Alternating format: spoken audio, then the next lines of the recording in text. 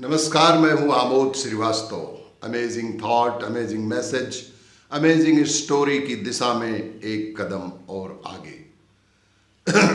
आज की इस छोटी कहानी का शीर्षक है विनम्रता। आज की इस छोटी सी कहानी का शीर्षक है विनम्रता। एक बार नदी को अपने पानी के प्रचंड प्रवाह पर घमंड हो गया। एक बार नदी को अपने तेज बहाव पर घमंड हो गया। नदी को लगा कि मुझ में इतनी ताकत है कि मैं किसी को भी गिरा सकती हूँ। नदी को लगा कि मुझ में इतनी ताकत है कि मैं पहाड़, मकान, पेड़, पशु पक्षी, मानव आदि को सभी को बहा कर ले जा सकती हूँ।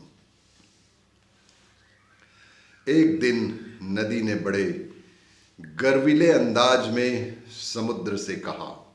एक दिन नदी ने बहुत ही गर्वीले अंदाज में समुद्र से कहा, बताओ मैं तुम्हारे लिए क्या क्या ले आऊं। समुद्र से कहा कि बताओ मैं तुम्हारे लिए क्या क्या ले आऊं।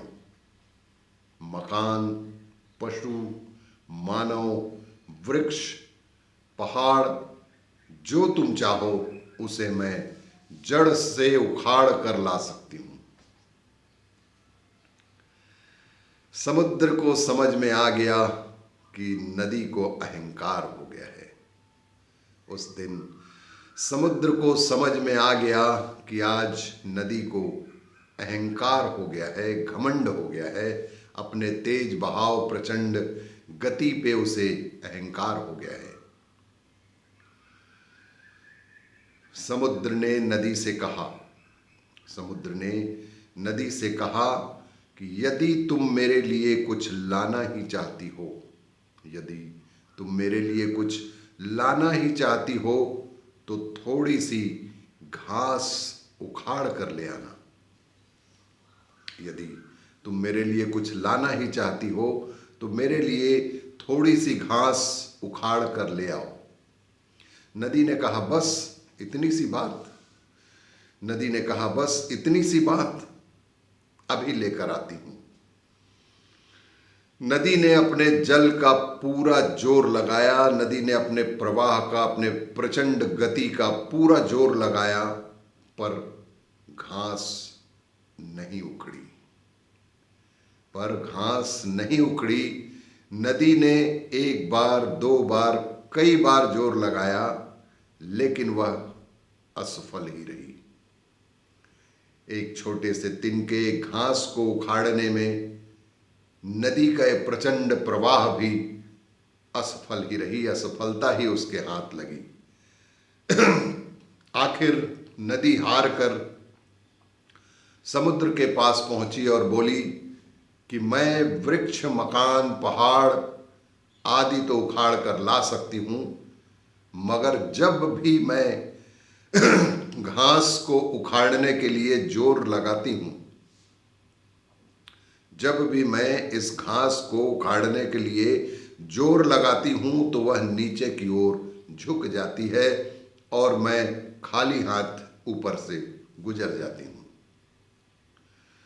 समुद्र ने नदी की पूरी बात ध्यान से सुनी। गंभीर समुद्र ने नदी की पूरी बात ध्यान से सुनी और मुस्कुराते हुए बोला, जो पहाड़ और वृक्ष जैसे कठोर होते हैं, जो पहाड़ और वृक्ष जैसे कठोर होते हैं, वे आसानी से उखड़ जाते हैं। जो पहाड़ और वृक्ष जैसे कठोर होते हैं वो तो आसानी से उखड़ जाते हैं, किंतु घास जैसी विनम्रता जिसने सीख ली हो, उसे प्रचंड आंधी तूफान या नदी के प्रचंड वेग भी नहीं उखाड़ सकते। घास जैसी विनम्रता जिसने सीख ली, उसे कोई भी उखाड़ नहीं सकता।